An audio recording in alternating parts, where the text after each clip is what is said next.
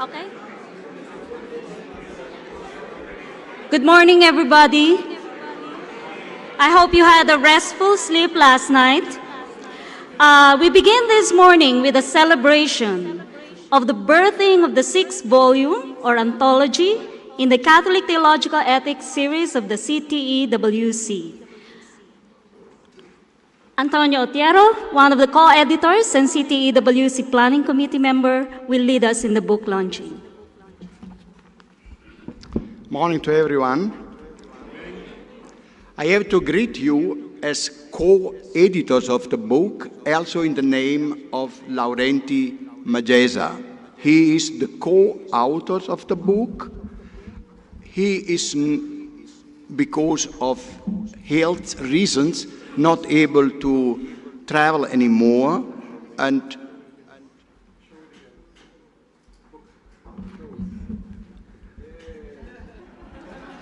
oh, good. Also in name of Laurenti Magesa too. The book, The Catholic Ethicist in the Local Church, is number 6 in the series of the book that was published at the initiative of the Planning Committee. This book focuses on particular aspects of the relationship between different contexts and cultures by aiming to articulate the profile of the Catholic ethicist in the local church.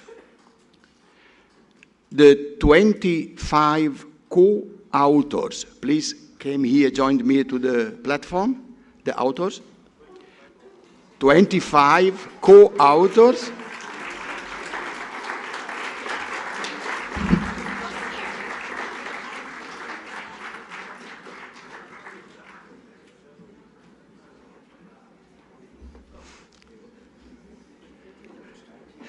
Please don't count 25 because the one or the order is not here this morning, but in name of the authors of the book, the 25 co-authors are voices of the 5 continents.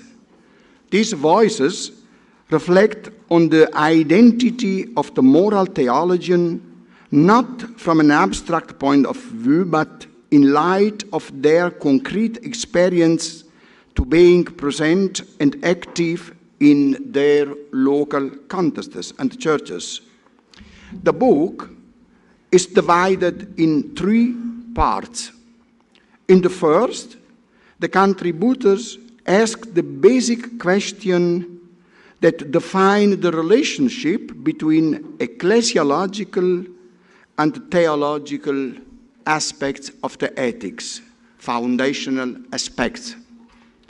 The second part contains more applied and practical reflections by focusing on the moral issues connected with concrete life in the local community.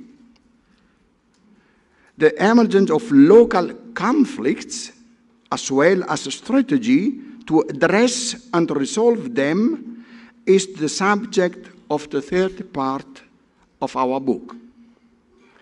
In an epilogue, a young ethicist examined critically the current landscape into North American theological ethics as a mirror in focus of new sensitivities and new ways of carrying out the work of the Catholic ethicist. I would like say one word more, and this word is grazie.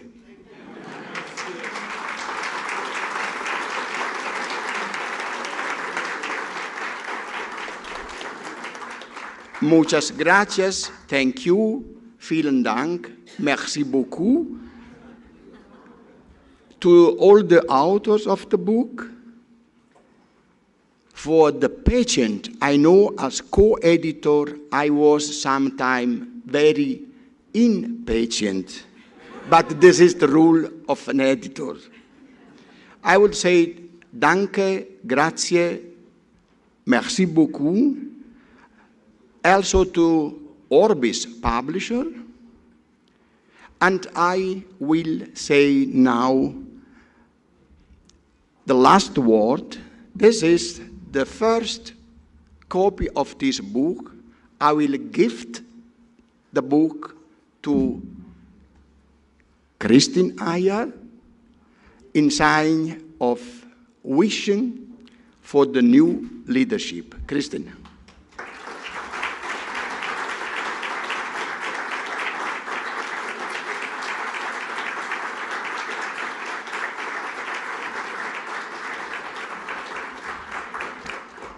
To all of you, please, in the coffee break, go down at the book desk is the book to see, to pay, to buy, to acquire. Bye-bye.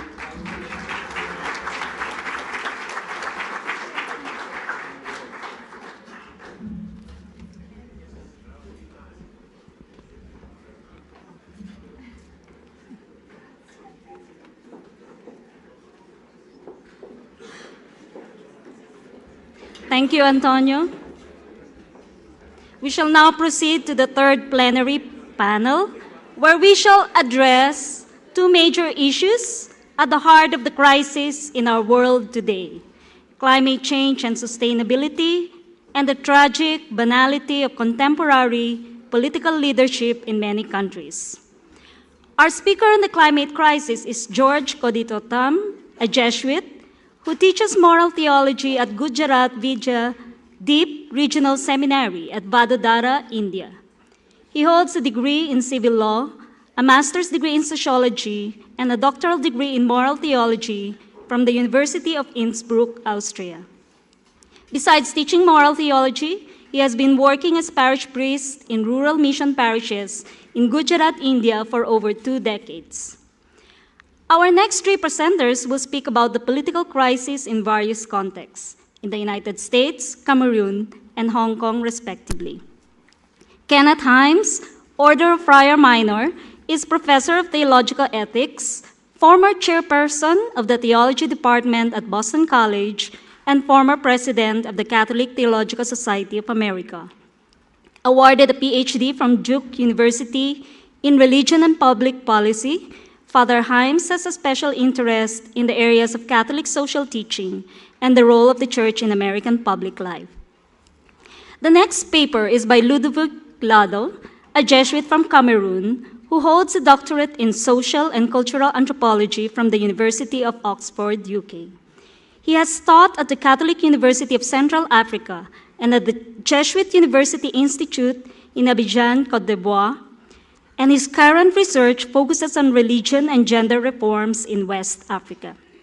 Unfortunately, Father Ludo cannot be with us today because of problems with his passport. So Toussaint Kafarhire, a Congolese Jesuit, currently teaching at the Hekima Institute for Peace Studies and International Relations in Nairobi, will read his text for us. Our last speaker is Mary Ewan, Professor of Social Ethics at the Holy Spirit Seminary College of Theology and Philosophy, Hong Kong, and Vice Coordinator of Ecclesia of Women in Asia, an organization of Catholic women theologians. She obtained her PhD from the Graduate Theological Union, Berkeley, and her STL from the Jesuit School of Theology of Santa Clara University. We shall keep to the 15-minute rule, and at the end of the presentations, we hope to have a brief time for Q&A or open forum. So I now call on George Codito Tam.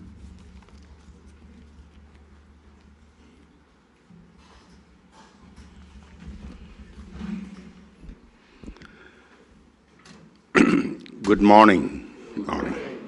Happy to be present here in front of all of you. See, my presentation is on the climate crisis and its impact on the environment and marginalized populations in the Indian subcontinent. I'm making this presentation from the point of view of the impacts of this crisis for average people within the Indian subcontinent. So I taken 3 points basically in the presentation. First, a brief understanding of what the climate crisis is, then identifying who are the victims, then specifically what is the impact of the crisis or climate changes on India, and thirdly, India's response to this crisis. And the last point I would like to discuss or just present is the ethical issues involved. That is at two levels. One is at the global level, internationally, what is the ethical issues involved in the climate crisis? And secondly, at the particular Indian level, what is ethical issues, especially based on the Indian attitude towards development, which India is aspiring to. So changes in the global climate have been occurring naturally across centuries and millennia because of continental drifts, various astronomical cycles, variations in solar energy output, and volcanic activities. Now we have realized that humankind's activities are significantly accelerating this process by increasing the atmospheric concentration of heat-trapping gases called greenhouse gases or GHGs. High concentration of GHGs in the atmosphere leads to climate changes such as temperature changes, sea level rise, rise in the frequency of extreme weather events such as floods, cyclones, typhoons, hurricanes, and so on. Carbon dioxide emission due to fossil fuel burning is one of the crucial factors in climate change, and it accounts for 65% of GHG emissions now. Cumulated emissions due to fossil fuel burning from 1950 to 1990 were approximately 160 billion tons. However, current emissions due to fossil fuel are about 37 billion tons per year. So, unchecked GHG emissions would lead to catastrophic consequences. Though it is uncertain exactly when these effects will occur and due to how much concentrations, it is certain that they will occur. Now, the victims of climate change. In general, the poor are always more vulnerable to any calamity compared to the well-off. For example, in the 1993 earthquake in Latur in India, more than 10,000 people died, compared to less than 100 in the earthquake of similar intensity in California. Nearly half of Bangladesh and most of the Pacific islands could submerge due to increased floods and sea level rise, resulting in huge loss of human life, homelessness, and other colossal economic and environmental damages. While Netherlands is able to build more digs for protection against sea level rise, Bangladesh does not have the wherewithal for it. Climate change impacts are most felt in the agriculture sector, and the poor peasants of the developing countries will be the worst affected. The share of populations depending on agriculture is around 60% of the total population in India and Bangladesh, while it is only 2% in the US. Flora and fauna are even more vulnerable to climate change than poor people. In the extent of the loss of species and damage to biodiversity caused by climate change is difficult to calculate. According to the International Union for Conservation of Nature, 150 species are going extinct every day. Although species have been going extinct since the beginning of life, the current rates are between 1,000 and 10,000 faster than earlier. This erosion of diversity poses a huge threat to the survival of all forms of life. Impact of climate crisis on India. India is now considered the fourth most vulnerable country to usually high occurrence of extreme rain events. The 2017 monsoon was a case in the point where Extreme rain concentrations of a few days interspersed with long periods of heavy deficits affected India's water resources. According to the Ministry of Water Resources, the amount of water available per person in India is decreasing steadily and drastically by 70% in 60 years from 1951 to 2011.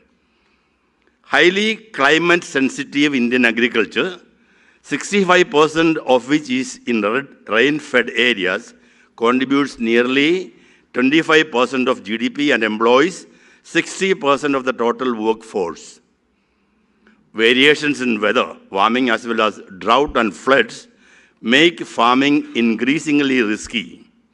In a recent submission to a parliamentary committee, the Agricultural Ministry of the Government of India stated that extreme weather events were costing India 9 to 10 billion US annually.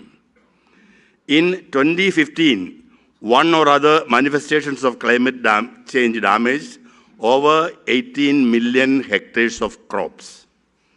Farming has become risky to the point of farmers committing suicide. Studies suggest that rising temperatures increase suicide rate through an agriculture channel of lowered crop yields, which leads to income insecurity. The central government of India informed the Indian Supreme Court in May 2017 that over 12,000 farmers are committing suicide every year since 2013. Suicide by farmers taking place in increasing number are the starkest manifestation of India's agrarian crisis. India has a low-lying, densely populated coastline extending to about 6,500 kilometers with the paddy fields that are highly vulnerable to flood and salinization. Now, India's response to climate crisis. India's approach to dealing with the climate change has been high on rhetoric and low on policy planning and implementation. Even though Indian negotiators had been actively participating in the international climate change negotiations since the Rio Earth Summit in 1992, the National Action Plan for Climate Change was released by the Government of India only in June 2008, and the regional level planning began 7 years later. The Indian government uses double standards in its pledge towards climate change on the one hand and its action on the other. At the COP21 summit ahead of the drafting of Paris Agreement, the Prime Minister said that India would enlarge its forests to absorb 2.5 billion tons of carbon dioxide. On returning to India, however, he directed the Environment Ministry to loosen its regulations so that coal mines can be given licenses more liberally. In his recent joint announcement with the French President Macron, the Indian Prime Minister said India would go above and beyond the Paris Agreement to fight climate change. But since he came to power in 2014, his actions, in line with an aggressive and unsustainable model of development, have favored corporations whose interests go counter to environmental goals. India has witnessed rapid urbanization in the last 3 decades. The urban population has nearly doubled from 222 million in 1994 to 410 million in 2017. This rapid urbanization is without proper planning for climate change resilience. The Smart City mission of the Indian government is a glaring example. Since its launch 2 years ago, 90 cities have been chosen to be modernized under the mission at a total cost close to 200,000 million Indian rupees. Yet, their development strategies do not include the issue of mitigating climate changes. Now, coming to the ethical issue involved in the climate crisis, first at the global level. Global level, the greatest ethical issue, the biggest issue is regarding the responsibility for reducing greenhouse gas emissions. A primary feature of the climate crisis is the inverse relationship between countries that are responsible for this problem and those that will likely bear the brunt of the impacts. The rich developed countries account for 75% of global emissions, while the likely effect of the climate change will be felt mostly in the poor and developing countries. Present levels of emission from the developed countries are much higher than their per capita share of environmental space, while from the developing countries it is far below. This puts greater responsibility of reducing the greenhouse gas emissions from the developed countries. Pope Francis recently affirmed it when he called for a greater commitment on the part of the polluter nations. One way of containing emissions is through trading in them by applying polluters pay principle. As these market-based schemes of tradable permits emerge as a policy instrument of choice internationally, it is most important that these allocations of carbon emission quotas are made equitably. In an equitable allocation based on a per capita rule, the developing countries will get permits in excess of their actual emissions, and trading them will lead to real transfer of resources from the rich countries to the poor, countries. In the final analysis, climate change is not only the serious environmental problem facing the global community, but it is a wider ethical problem to be managed in an increasingly competitive, merciless, and greedy international economic realm. The developing countries are not significant participants in the international institutions where the broader questions surrounding climate change are shaped. This is another important ethical issue. In large part, this has allowed the concerns of developed countries to dominate proceedings. In the international policy decisions, risk minimization in the developing countries should be given priority over the much hyped cost minimization of emission mitigation in the developed countries. Engagement of the developing countries on an equal footing in the sophisticated international negotiations on the climate issue is fundamental in this context. With the withdrawal of the US from the Paris Agreement, the principle of common but differentiated responsibilities and respective capabilities is very much diluted. Per capita emission is also an indirect indicator of living standards. The countries with low per capita emissions have very low living standards. All countries need to secure a decent standard of living for citizens. The interest of all late developers to reach comparable standards of living for their people have to be taken care of. Loss of species or damage to biodiversity is being considered only recently the environmental impact assessment framework. These assertions, even when they are included, are anthropocentric, where species are valued for their use for humankind. As Pope Francis says, different species are not merely potential resources to be exploited. The anthropocentric view needs to be replaced with a more ecocentric view where humankind is seen as one of the species on Earth, though with a unique dignity, having one interdependent existence with the nature. Humankind is expected not just to live in harmony and balance with other species, but share with them the whole biosphere, which provides sustenance to all other species too. An India-specific ethical concern, India is stressing its right of emerging countries to pursue development and growth to alleviate poverty. However, it is flawed idea of development is causing disproportionate problems in India should not risk its responsibility for reducing its emission levels and should change its priorities. Thank you.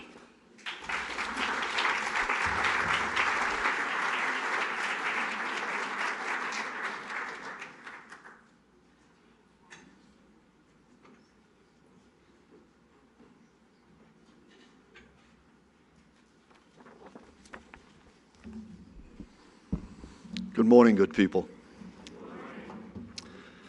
The title of my presentation is A Nation with a Crisis, Trump as Cause and Effect.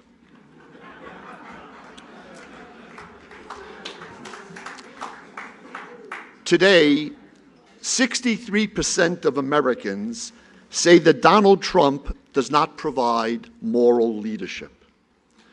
This is not a dispute over a particular issue, but an overall sensibility that Donald Trump is, in the words of the Catholic journalist Michael Sean Winters, quote, not fit morally, intellectually, even psychologically for this presidency, unquote. Certainly Donald Trump has heightened a sense of political and moral crisis in the United States. Bishop Robert McElroy of San Diego has observed, and I quote, Trump has accelerated and crystallized a profound crisis at the core of American political culture, unquote. It's a crisis that involves the repudiation of our history as a nation of immigrants, the abandonment of the human rights aspirations that were present at our founding, and the loss of the sense of solidarity and sacrifice which tied together a nation that was not built upon bloodlines. Yet it is not simply Trump. He is both cause and effect of the crisis. To understand any leader, it is useful to examine the context within which the leader functions. So briefly, I note a few significant aspects of the present political environment in the United States. Humans are social animals. Like other primates, we are tribal animals. We need to belong to groups, which is why we identify with sports teams and social clubs. The identities that matter most may be national, but also ethnic, regional, religious, or clan-based. In the U.S. today, a person's political identity has become increasingly a tribal identity of great importance. In the United States, negative partisanship, that is, people's negative view of the other side, rather than a positive view of their own side, has become increasingly decisive for many voters. Preventing the other side from winning can feel like the most important objective. This is one reason for the spread of fake news. Sharing negative stories about the other side is a way to demonstrate tribal affiliation with one's own. As a consequence of negative partisanship, anger has become the primary motivational tool for many voters. Exit polling revealed that many voters went to the 2016 polls to vote against a candidate rather than for one. Now, there are various ways one can understand this tribalism dynamic. One factor is Christian nationalism, which was a stronger indicator of voting for Trump than being anti-immigrant, sexist, or anxious about the economy. What the term refers to is the belief that the U.S. is a Christian nation. It is more about the country than about faith. It's more about belonging than believing. It is a way of defining us as distinct from them. Christian nationalism leads to negative views of religious minorities, especially Muslims. Still another way to describe the us versus them mentality is to recognize that wealth in the United States is concentrated in the hands of a relatively small number of people, most of whom live on the two coasts. This minority dominates key sectors of the economy, including finance and banking, the media, and high tech. Although these coastal elites do not belong to any one ethnicity, they are culturally distinct, often sharing cosmopolitan values such as secularism, multiculturalism, toleration of sexual minorities, holding pro-immigration and pro-globalization policies. These values create a sense of anxiety among other Americans, particularly those living in small towns and rural regions. Almost 70% of the white working class believe that the American way of life needs to be protected from foreign influence, and that America is losing its culture and identity. This reflects the anti-immigrant sentiment that Trump has fed, and also makes some sense of Trump's international politics. Globalization and foreign trade can seem to be a transfer of power from us to them. For Trump, global politics and economics is largely a zero-sum game that must have winners and losers. Recent social science research on Americans has suggested that a large swath of voters hold a worldview that seeks social order and favors culturally created rules. This group is contrasted with voters who have greater openness to social change and diversity. These two groups have sorted themselves out into different parties that are more grounded in social and moral values, geographic locale, and identity politics than had been the case in the past.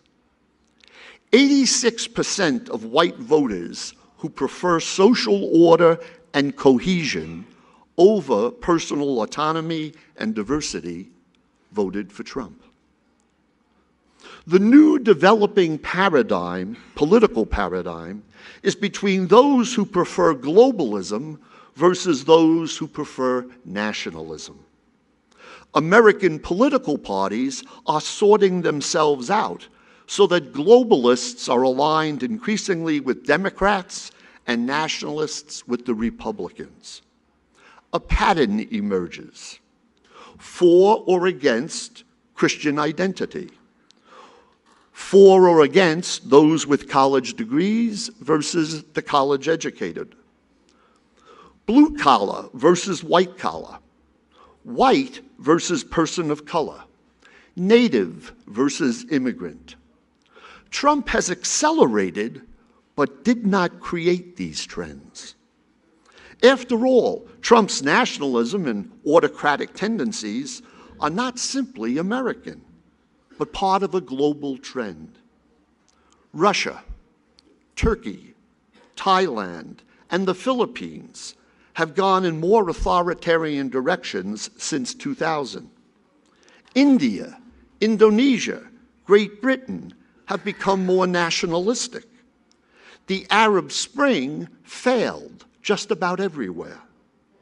We are in a period of global democratic recession, where the number of democracies has diminished and where the quality of governance in the remaining democracies has deteriorated.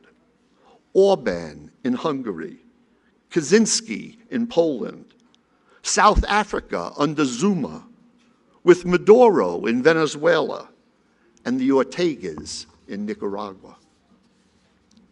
Translators, I'm skipping the next paragraph. It's before Agnes gets at me. In the U.S., the politics of resentment thrives when the middle and working classes are hollowed out. When people are losing ground and losing hope, when they feel their economic future is in jeopardy, when they believe their children have fewer opportunities than they themselves had in their youth, that's when people are vulnerable to demagogues who scapegoat the outsider. The other, whether the other are immigrants at home or foreign workers abroad. The fact is, American middle and working class families are not wrong to feel left behind. Median wages in the U.S. have been stagnating for decades. Jobs are becoming more and more precarious. Retirement pensions are uncertain. All the while housing, childcare, and education are harder to afford. With the dramatic decline in labor unions, Trump has appealed to other identities among the white working class, such as nationality, race, geography, and religion. It must be emphasized, however, that overall, poor and working class Americans did not support Trump. It was whites on all levels of income who gave him his electoral victory. Trump is not the leader of a true working class populist revolt. He is the leader of a white backlash movement. Politics in the United States is held in low repute, with many citizens both cynical and angry. The crisis is the lack of confidence that those with political power are truly seeking the common good and the public's interest. In addition, a culture of resentment and polarization dominates over a culture of engagement and dialogue, such as Pope Francis talks about. Many today view those with whom they disagree as not only wrong, but even brainwashed or stupid. Not only different, but deplorable. Needed to counteract this is a political ethic that must be embodied by citizens and leaders prior to addressing individual policies. To quote Bishop Robert McElroy again, we need a Catholic political imagination. We need a social ethic that underscores the importance of certain virtues for our time and place. I close by citing 4 such virtues. First, a solidarity that recognizes we are all indebted to one another. In place of populist nationalism that defines we the people in an exclusionary way, the Catholic community must promote the virtue of solidarity that moves us beyond tribalism to inclusiveness. We must substitute for American first the idea that the interest of the U.S. is connected to the demands of the international common good, whether it be the Paris Climate Accords, fair trade agreements, or refugee assistance. So many of our global crises are caused by our inability to acknowledge in a meaningful way that all people and all creation exists because the one God has made us all. Second, social justice in the Catholic tradition must always look to the biblical triad of widows, orphans, and aliens. More people are being excluded from the social contract as the U.S. has become an increasingly unfair society. There is an inflection upon social justice that comes about because of the influence of compassion in the Christian tradition. Too many are callous to the suffering of others because those others do not share our political preferences. We must care about what happens to people rather than caring about who it happens to. Another vital virtue of the imagination is intellectual humility. The culture of resentment and polarization breeds arrogance, which makes political discourse difficult because there is so little humility in the way Americans engage with whom we disagree. Finally, most urgent at this time in the US is to recover the virtue of hope. It was the Roman poet Juvenal, writing at the time of the end of the empire, at the end of the Republic and the rise of the empire, who said of the Roman people, "Two things only the people anxiously desire, bread and circuses." It is easy to give up hope because Trump is largely about the circus. He provides little in the way of substance, of bread. It helps Trump if we keep drawing attention to and even contribute to the political circus of Twitter feeds, repeated lies, and ad hominem attacks. It is greater economic fairness and social solidarity that will prevent him and other demagogues from future success. Our hope in this time of crisis is that the Catholic community can join with other people of goodwill to work on behalf of those who need bread, who want politics to be nourishing, to be about substance, to serve the common good. After all, that is what Catholic social teaching is about. It is what Catholic social teaching has always imagined about politics, that it be the arena where men and women come together to seek the best interest of each and all of us. Thank you.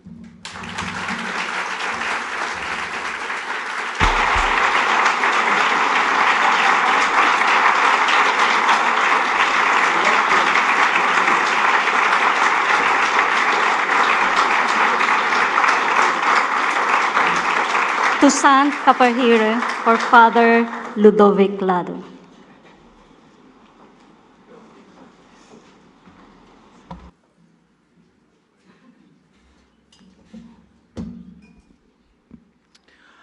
Political Crisis and Social Ethics in an African Context by Ludovic Lado. I was born and grew up in Cameroon, a country of 22 million inhabitants located in West Africa, which became independent in 1960 after a colonial history involving the Germans, the English, and the French. Since independence, Cameroon has had only two heads of state. The first ruled from 1967 until his sudden resignation in 1982. The second, his then prime minister, took over in 1982 and is still in power at age 85, and there are indications that he wants to seek another term. During these 58 years of political independence, there have been many elections, but only God knows whether any of these has ever been democratic. In other words, in my 48 years of existence, I have known only two heads of state. The sad truth is that after many years of poor governance, Cameroon is now confronted with a quasi-civil war, which is basically a crisis of social justice. It is from this context, which of course is not representative of the whole of Africa, that I am speaking about political crisis in sub-Saharan Africa. In terms of good governance, the 2007 Mo Ibrahim Index estimates is that the average for the whole continent is 50.8 out of 100. In area of security and rule of law, Africa scores 52.8 out of 100. Participation and human rights, 49.4. Sustainable economic development, 45.1. Human development, 56.1. Continental average, 50.8. Obviously, and fortunately, some African countries, though not many, are doing far better than others.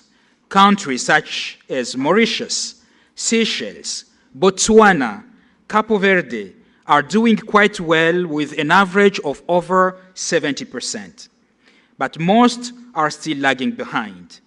Since the 90s, progress towards a more democratic culture is steady but very slow. Dismantling monolithic political structures and mindsets has proven to be a very difficult task which requires a lot of patience and resilience from organizations and people committed to working for change. Most political crises in Africa are often related to competition for power and for the control of economic resources coveted by foreign companies. Oftentimes, the economic interests of multinational firms are the deciding factor. African countries rich in mineral resources tend to be plagued by political crises, civil wars, which work for the selfish interest of corrupt governments and their foreign corporate accomplices. It is in this context that I have been asking myself questions such as, what does social ethics mean for me and my people? What is the relevance of Catholic social teaching in the face of such challenges? How does one translate social justice theories into practice in such context? How much of the related responsibility is individual and how much is collective? My first contact with Catholic social teaching occurred in the early 90s when I began training for priesthood. It was mainly an introduction to papal encyclicals since Rerum Novarum and to Gaudium et Spes. But it was all about theoretical principles, nothing about how to translate these into practice in a parish or a Christian organization. In those years, Africa was beginning its transition from autocratic regimes to a more pluralistic political culture. Those were years of political, economic, and political crisis all over the continent. Structural adjustment programs prescribed by the Bretton Woods institutions, supposedly to help the continent recover economically, only made things worse for the poor. In such a context, hermeneutical principles such as the preferential option for the poor began to make sense to me. But the turning point for me was when I joined the Society of Jesus in 1992 and was introduced in the novitiate to the Decree 4 of the 32nd General Congregation of the Jesuits, which had taken place in Rome in 1974. This decree redefined the mission of the Society of Jesus in the world in terms of the service of faith and the promotion of justice. I was definitely fascinated by the way of linking faith with issues of justice, and since then, I have been asking myself what that means and imply concretely in the public sphere and in the particular context of political crisis and economic injustices in Africa. How does that translate into practice as Jesuits, as a church, individually or collectively? These questions have shaped both my intellectual and spiritual journey in the Society of Jesus until today. I have developed academic interest in political philosophy, in social ethics, and in social sciences. For example, for my master's thesis in theology, I attempted a comparative study of the basic principles of Catholic social teaching and the capability approach of Amartya Sen in an effort to explore one of the ways of translating Catholic social teaching into a policy scheme. Then I went on to do a doctorate in social and cultural anthropology as I was looking for better tools for social and political analysis for African societies. After completing my doctorate, I was asked to join the Jesuit team at the Faculty of Social Sciences and Management at the Catholic University of Central Africa in Yaoundé, in Cameroon, my home country. Faced with the challenges of the context sketched earlier, my main concern was the role of the Jesuit intellectual in the public sphere. I decided that I had to do more than just confine myself to university duties of teaching and researching. I came to the conclusion that my vocation as a Jesuit and a university lecturer required from me not only to pay attention to what was going on in the country, but to speak out on structural justice issues arising from both in society and in the church. After more than a decade of a few challenging experiments in this field, my feeling is that the church has not fully grasped the pastoral implications of John Paul II's concept of social structures of sin, or social sin, which are at the root of most political crises in the world in general and in Africa in particular. The church is more comfortable with addressing the effects of structural justice than tackling the root causes of injustices in the world. I have also come to realize that the ministry of confronting social structures of injustice is dangerous. The difficulty is well captured in Africa Munus, the post-synodal exhortation in which Pope Benedict fleshed out the public role of the Church in Africa following the Second African Synod in 2009 in Rome. The Synod focused on reconciliation, justice, and peace in African societies plagued by conflict and injustices. Discerning the Church's public role, Pope Benedict XVI wrote, I quote, "The task we have to set for ourselves is not an easy one. Situated as it is somewhere between immediate engagement in politics, which lies outside the Church's direct competence, and the potential for withdrawal or evasion present in a theological and spiritual speculation, which could serve as an escape from concrete historical responsibility." End of quote.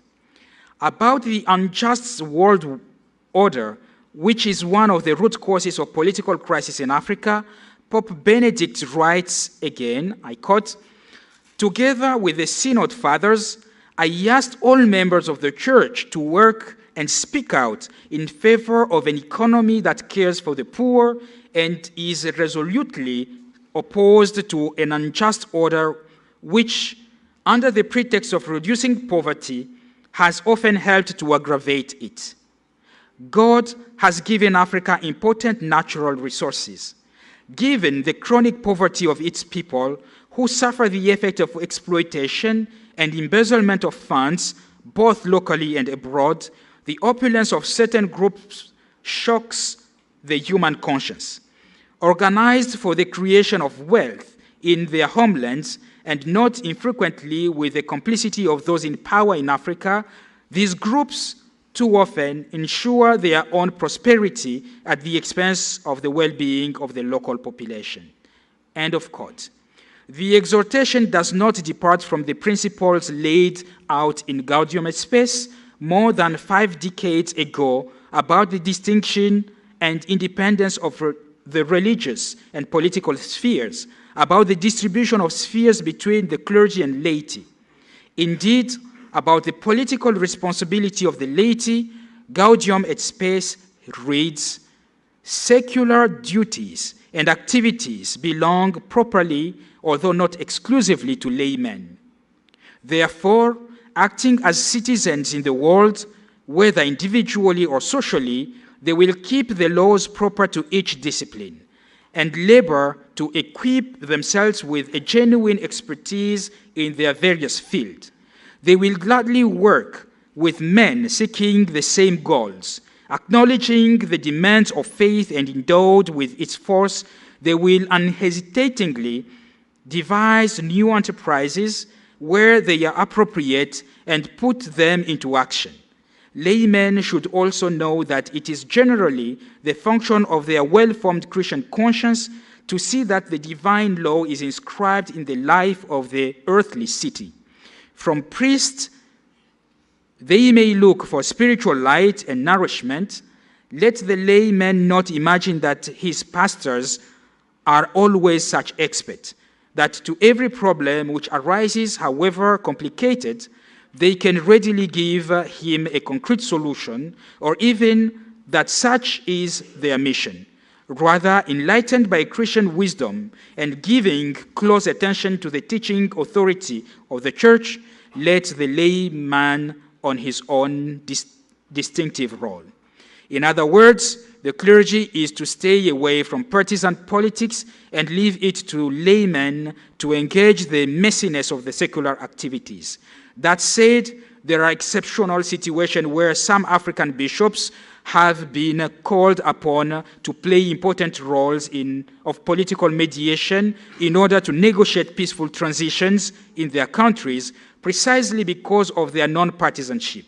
On the other hand, the Church relies on the laity to translate Catholic social teaching into secular activities, but in practice, Catholic laymen are invisible in the political landscape in Africa.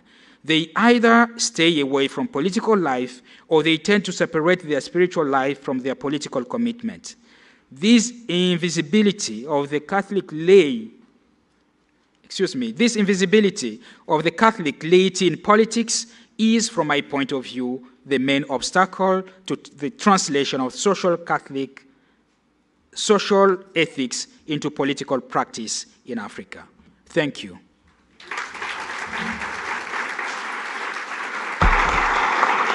Mary Ewan.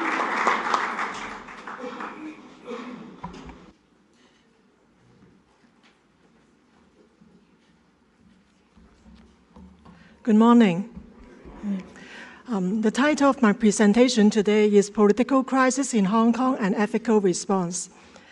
About 4 years ago, in 2014, hundreds and thousands of pro-democracy protesters in Hong Kong occupied several busy districts for 79 days, demanding greater democracy and open electoral system in Hong Kong and against the increasingly interference in the politics and internal affairs of Hong Kong from the central or Beijing government. It was the worldwide well-known umbrella revolution or Occupy movement. 4 years have passed.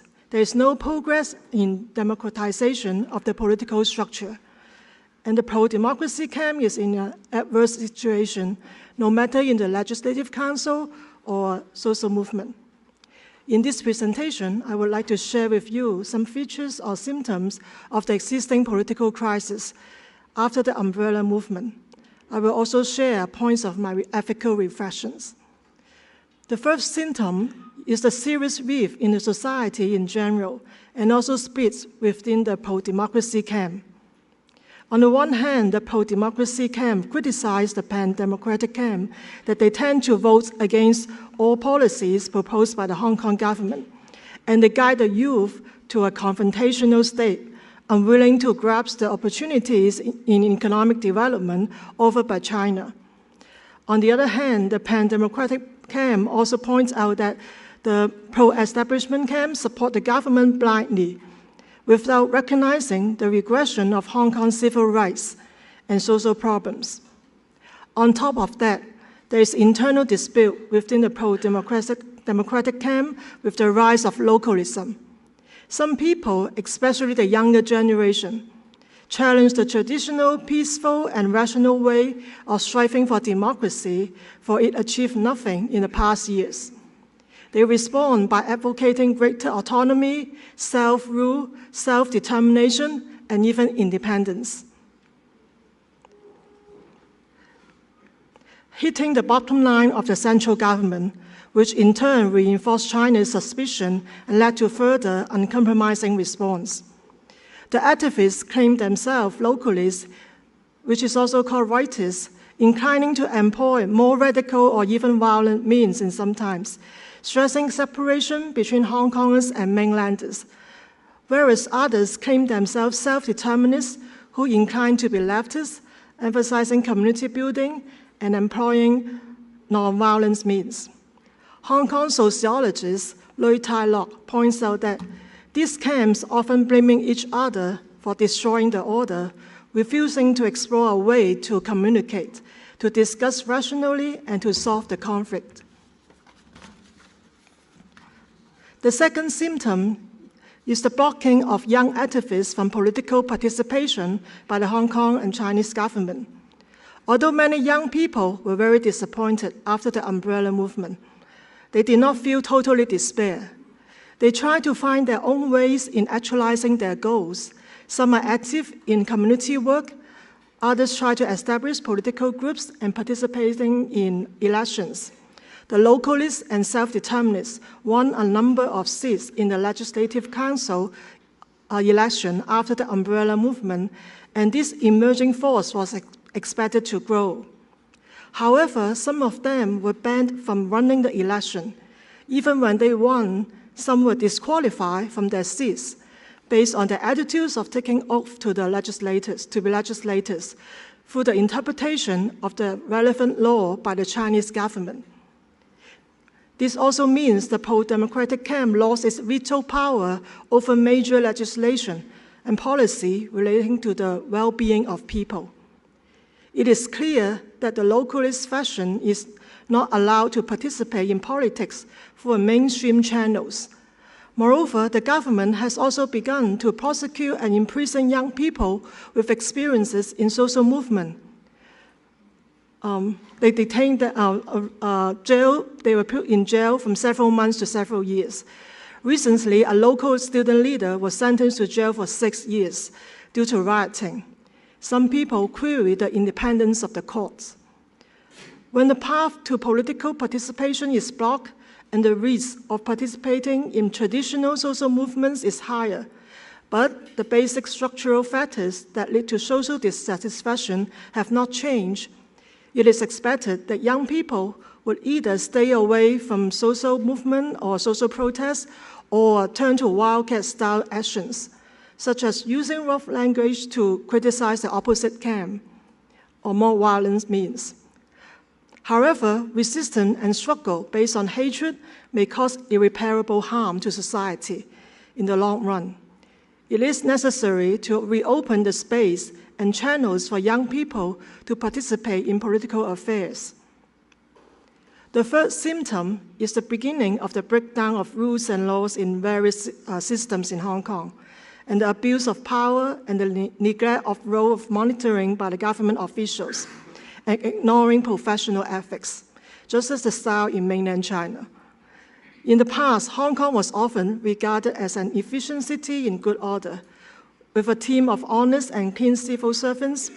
However, in recent years, numerous issues revealed the erosion of rules of law, the shaking of rule of law, bribery, and corruption came back. Misconduct of the high-ranking officials as well as our chief executive, that is the governor. The unjust political system and the domination of the privilege in the executive and legislative branch of the government, as well as the division in the society, resulted in the reinforcement of the economic and social problems. In spite of the prosperity and economic growth of Hong Kong in general, there is unequal distribution of wealth and disparity between the rich and the poor. Many people, especially the low-income class, are unable to benefit from the fruits of economic development. The government policies that favor the property developers led to the housing costs unaffordable, and many small businesses are dragged down by the high rents. Many businesses also follow the government policy, contracting out works and services to private companies, leaving many workers unprotected and being exploited. There are also many aging poor, and many families have to live indecently in small cubic units. Meanwhile, it is ironic to see that Hong Kong has a very large sum of financial reserve. Income inequality, in fact, became a source of conflict and affects the ineffectiveness of government. And the more deep-rooted reason behind all these symptoms is the ever-increasing tense and distrustful relationship between China and Hong Kong. When Britain handed Hong Kong's sovereignty back to Communist China in 1997, it was agreed that Hong Kong would maintain our own laws, courts, economic system, and freedom that are different from the communist China under the one country, two system policies, and also a high degree of autonomous rule. However, since 2003, 5 years after the changeover, after the proposal to enact a law on subversion and secession, which is considered an infringement of the freedom of expression, and the subsequent large-scale rally, Chinese intervention in Hong Kong policy became more and more obvious. This can be seen in a number of issues, including the interpretation of the Basic Law, the mini-constitution of Hong Kong, several times which were considered to be infringing on the rule of law, and also the intervention in election and electoral reform, and the joint immigration control arrangement recently about the cross-border express rail, which will allow mainland officers to exercise their power in Hong Kong. And another deep-rooted reason is the authoritarian and paternalistic ruling style of the Beijing government and the historical and cultural differences between China and Hong Kong. Since China became a world power, no other countries dare to challenge China except Donald Trump. And in fact, China inclines more and more to dominate and emphasize on one country rather than two systems. As a special administrative region of China, it is more and more difficult for Hong Kong to resist. And we often use an analogy to describe this situation is like an egg against a high wall. In the face of the above scenario, with a lot of frustration and helpless feeling, bringing out a message of hope to Hong Kong people at a time of impasse is imperative. When John of the Cross talked about that night, he said that it is not a sign of death, but a sign of life, of growth, of development in our relationship with God, in our best human relationship, and in our societal life. It is a sign of to move on in hope to a new vision. In the process of bringing the impasse to contemplative prayer, to action, to the perspective of God who loves us, we can be transformed and our society will be free, healed, changed, and brought to new visions. In a talk show with the theme, The Future You, the future is made of yous, Pope Francis points out that, I skip a few lines for the translator to know, hope is the name of future. Feeling hopeful does not mean to be optimistically naive and ignore the tragedy humanity is facing. In fact, a single individual is enough for hope to exist, and that individual can be you, and then there will be another you, and it turns into an us. There begins a revolution. Thus, Hong Kong people need to unite together to build a just and care society, regardless of our differences. To convey the message of hope, the Justice and Peace Commission of the Hong Kong Diocese organized a series of public prayer gatherings with the theme Hope in Darkness. Social activists and people striving for democracy and justice, as well as church leaders and pastors, have been invited to share their experiences and message of the gospel respectively. In the face of the deep rift of the society, reminding people the spirit of dialogue and listening to each other is also important. The only way to foster understanding and respect is authentic dialogue among various parties on an equal base. People of different opinions should be open to discuss in a rational way in order to achieve common good. Willingness to dialogue and listening is always an important factor that leads to reconciliation in a split society. Equally important is to nurture a democratic character, practicing democratic values in daily life. In affirming the moral and social responsibilities of political leaders, it is important to remind them to nurture the virtue of prudence in the church and society. As political leaders, they should discern how to rule the society with the goals of common good and taking care of the vulnerable, not just emphasizing economic development.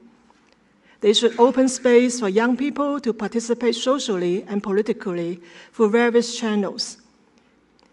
Moreover, how to persuade the central government to let Hong Kong people rule ourselves in order to keep the society stable requires wisdom. If the mainland officials can keep a distance from Hong Kong internal affairs, it will be possible to rebuild mutual trust, and Hong Kong can walk out of its predicament. The pro-establishment politicians and chief executive have a special role in it, and also our church leaders. To advocate structural change is difficult, but not impossible. It is a long-term endeavor, and we need the virtue of persistence and courage. In the face of a strong authoritarian power, we need to strengthen the civic virtue of courage and dare to speak up and point out the unjust practice, especially relating to rule of law, abuse of power, and the erosion of professional ethics. We should form a conscience understanding the meaning of justice and solidarity and dare to act accordingly as a free moral agents. A slogan in the umbrella movement is always a good reminder to us all. We act not because we see hope when we act. Thank you.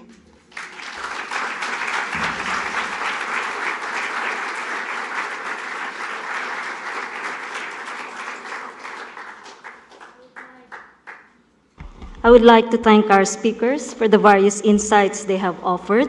Father George posed the challenge on the global level to reduce greenhouse emissions following a polluters pay principle, as well as the need for India to rethink its concept of development. Both Father Kenneth and Mary, on the other hand, focused on the virtues that need to be fostered to face threats to democracy in the US and Hong Kong. They listed the virtues of solidarity, social justice, intellectual humility, hope, prudence, and courage. Finally, Father Ludovic pointed out that the invisibility of the Catholic laity in politics is a main obstacle to the translation of social ethics into political practice in Africa. We now have a little more than 15 minutes to accept brief questions and responses.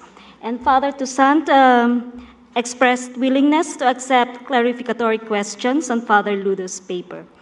There are microphones on the side that can be passed on to those who will ask questions. And before asking your question, please state your name, country, and the person to whom you are addressing your question. Okay, yeah. Yes, Christina? And another question, we'll take two questions. Yeah.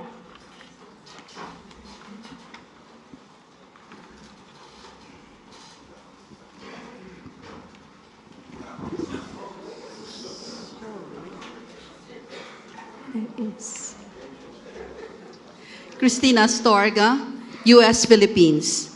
I'd like to address my question to Father Himes.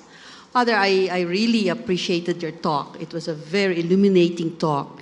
And I was particularly struck by what you said, that Trump was catapulted to victory, not by a populist revolt, but by a white backlash revolt.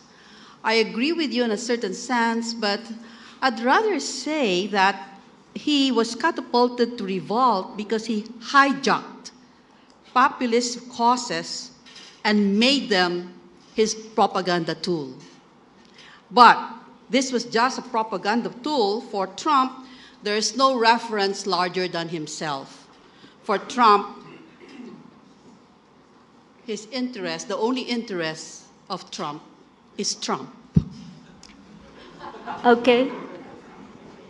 The second one, yes. My name is Ken Weir from San Francisco, and my question is what I think you tried to respond to, but it's the question that comes to me the most these days from people who've been active on climate change issues ever since Earth Day in 1970, and particularly in the last decade leading up to the Paris Agreement, and that is, what is the basis of hope? Because all this time we tried to address the issue of the reason there's climate change. What is the basis of it? Why is it coming to be?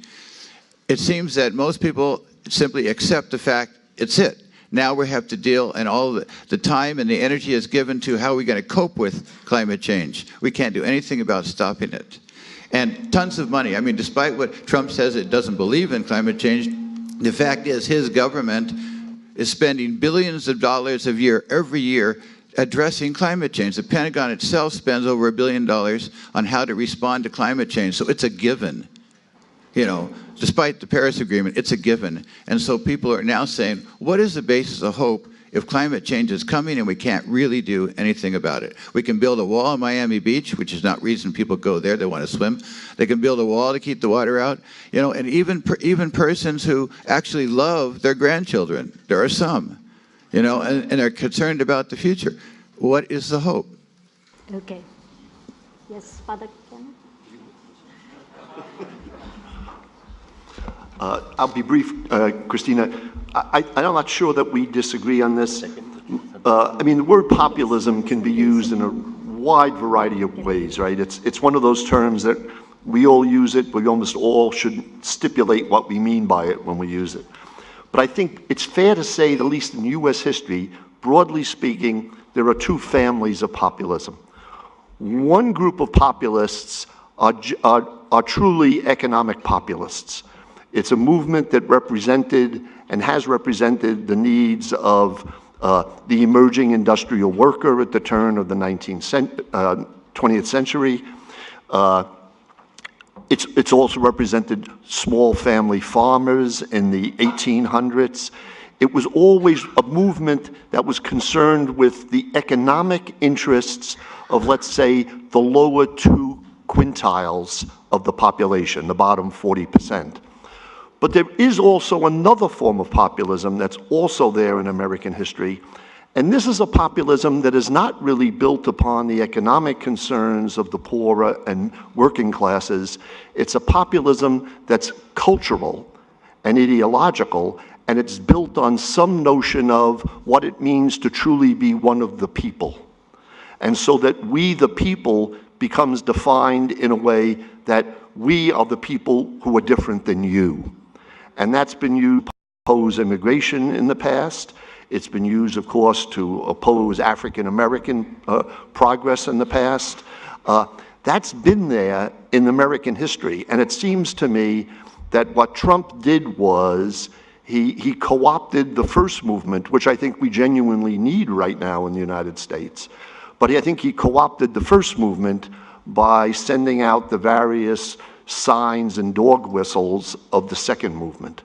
And so I think really the way to understand Trump is he has expressed little or no interest in the details of economic policy, right? And you hear that all the time from anybody who meets with him, whether it was his own party talking about tax reform or trade policy now. He has very little interest actually in the details of economic policy. He's really a president of cultural movements rather than economic movements. And the particular cultural movement I think he's promoting is one that I think is endemically racist and xenophobic.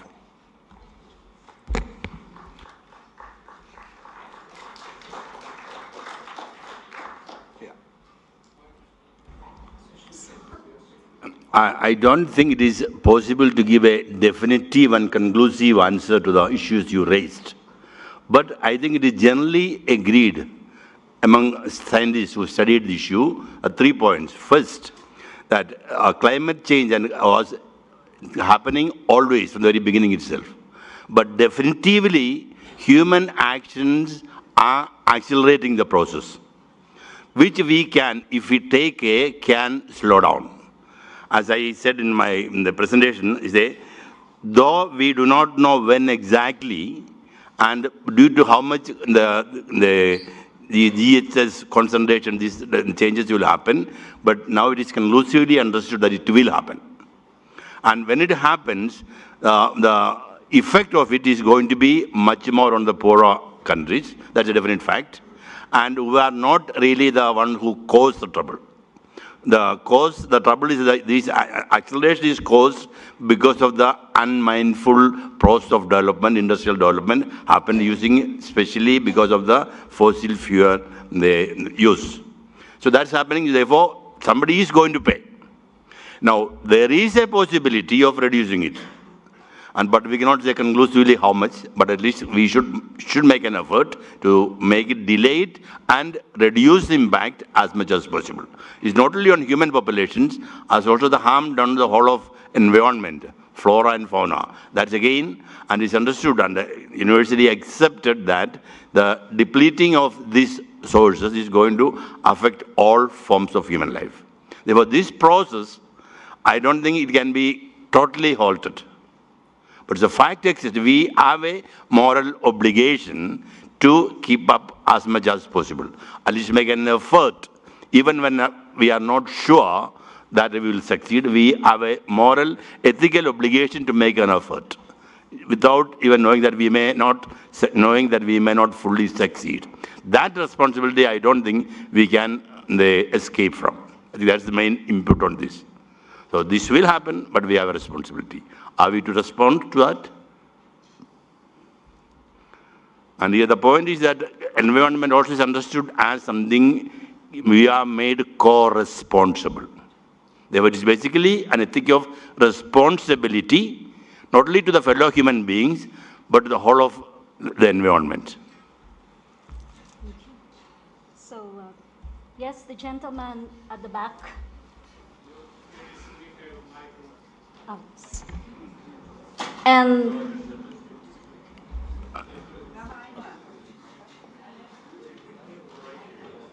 yes, and the gentleman over there. Thank you very much. I would like to appreciate the point made by Father Ludovic about the need for lay people to translate the social teachings into the public sphere. At the same time, speaking as a lay person, my name is David Kaulem, I'm coming from Zimbabwe. And speaking as somebody who has engaged bishops and bishops' conferences in the Southern African region, one gets the sense that as a lay person, even if I'm inspired by the Catholic social teaching, I cannot represent the church. Now, who represents the church is the bishop. And my experience is that the bishops in general have tended to manage the way in which lay people participate in the public sphere. Speaking as somebody coming from Zimbabwe, I have a sense that in fact, how do you explain that Mugabe is a Catholic and the Bishops' Conference, the Catholic Bishops' Conference is very powerful and leads in many ways the faith in the country. And yet we have 38 years of continued oppression. So my experience is this, that unless we interrogate the way in which lay people can represent the church in the public sphere and translate genuinely and engage and challenge our bishops' conferences, I don't think the Catholic social teaching will be translated in practice.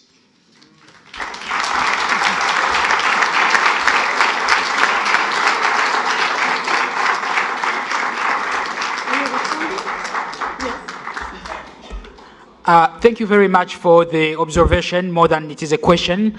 And I think this is really the core of what Lado's paper was addressing, reminding that there is that necessity to form conscience or consciences of the laity so that they can be where they are supposed to be. Just to use a quick example, I would refer to the role that the laity is playing in the political crisis in the Congo today, the Democratic Republic of Congo. What we see is that bishops cannot necessarily be on every front to confront the political government, but when you have a laity that is really dedicated and committed, I think in the political space of the Congo today, the opposition is no longer trustworthy to the point that it is the Conseil de laïcs chrétiens, catholique, which has come up as a new opposition force to force the current government to implement decisions of democracy. So just to say briefly that what the paper of Lado was saying is to remind the laity that the Catholic social teaching is our common heritage. It is not only for the priests or the bishops. It is up to the Catholic laity also to appropriate that heritage, that resource, and utilize it for the advancement of just societies. But thank you very much for the observation and comment. Okay. Ramon Lusaraga, United States. Father Himes. Had organized labor in the United States maintained its strength and its influence, could that have directed more constructively, perhaps blunted the things that you described in your talk in terms of white frustration, white anger, that sort of thing? To a degree, yes. I mean, one of the things that traditionally what labor movements did in the United States, the major labor movements, was it did mediate the individual workers' interests with larger concerns of organized labor and larger ways of defining relating to the political order. And so I do think you find that if you go back in terms of the U.S. labor movement, you find people like Walter Reuther with United Auto Workers, who was actually considerably more progressive than his membership on integrating the workforce, considerably more progressive in terms of looking for some sort of stronger role for a national health care system and the like. But because in the United States, unlike some other countries, the labor movement has always sort of sided with economic self-interest of its members rather than being a political agent promoting the common good. The labor movement in the United States has never had quite the same political social role in the United States that it has had in other countries. The defining of that came early on with the decline of the Knights of Labor, the rise of the Congress of Industrial Organizations, American Federation of Labor. That history of labor has been that in the United States, labor movements have generally been understood in terms of promoting their own members' economic self-interests. Reuther, to some degree, George Meany and some other labor leaders did try to move beyond that and try to help workers see that they have a role to play in the larger socio-political order. So I think they could have done something, a vibrant labor union movement could have done something to blunt at least, I think, some of the most nativist elements of what we're seeing now in the United States. It wouldn't have removed it entirely, because the labor movement in the United States has played a different role in American history than labor movements have played in some other countries. Oui, je suis Marie-Rose Ndimbo, doctorante à l'Université catholique du Congo. J'ai une petite question au Père Toussaint. Quelque part dans votre exposé, vous avez fait remarquer que l'Église ne s'attaque pas aux causes des injustices dans le monde, mais plutôt aux effets. Alors ma petite question est celle-ci. Concrètement, qu'est-ce qu'il faut faire? Qu'est-ce que vous proposez? Parce que finalement, l'Église, c'est qui? J'ai l'impression que l'Église, c'est nous qui sommes réunis aussi ici. Et à notre niveau, nous pouvons aussi proposer quelque chose. Qu'est-ce que vous dites? Merci.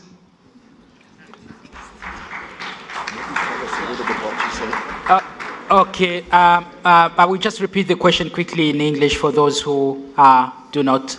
I don't know if it has been translated already by translators, but where the question is, the paper of Lado is saying that the church has not been addressing the root causes of all these crises, political and social, that we encounter in Africa, but instead the church has been addressing maybe the consequences, the effects of the crisis.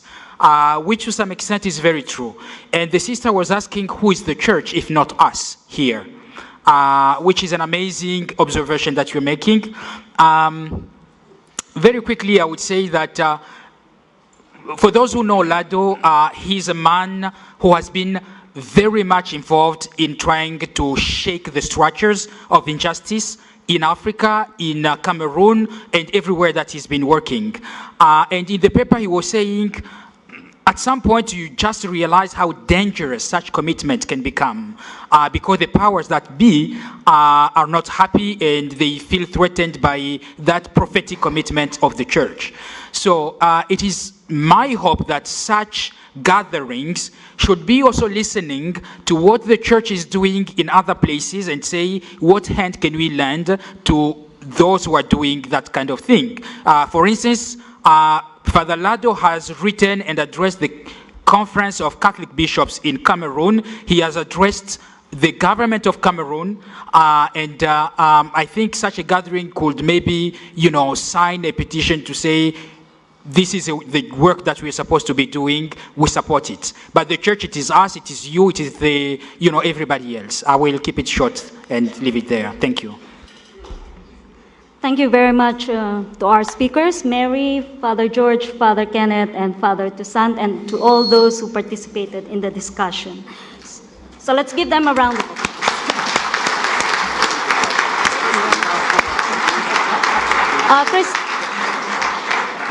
Christine Heyer will now give instructions for the next activity, the Continental Discussion Groups.